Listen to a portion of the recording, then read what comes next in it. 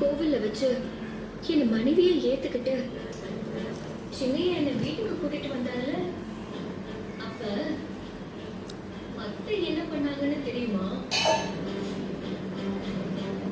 லாக்கர்ல இருக்கிற 300 பவுன் நகையையும் எனக்கு எடுத்து கொடுத்து, இதெல்லாம் ஜமீனோட பாரம்பரிய நகைங்க, இதெல்லாம் உனக்கு சேர வேண்டியது, நீயே வச்சுக்கோன்னு சொல்லி கொடுத்துட்டாங்க.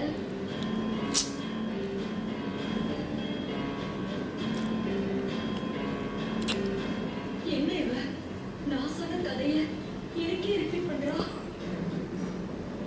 பாரம்பரிய நகைனாலும் அத்தை கொடுத்த நகையெல்லாம் கொஞ்சம் டல் அடிச்சது. இத பாலிஷ் பண்ணி போட்டா எப்படி பல பலன்னு இருக்கும்னு ஒரு ஆசை.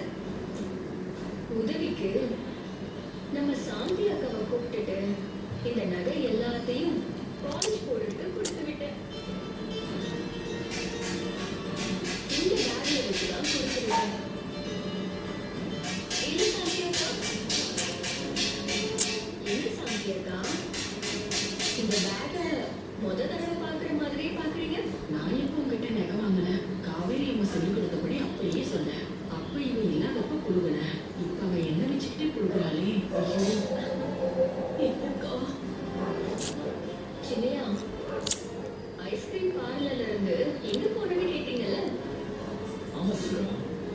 நீங்க காரை சரி பண்ணிட்டு வர லேட் ஆகும்னு தோணுச்சு. இதுக்கு மேல எப்போ போய் நிறைய பாலிஷ் போடுறது?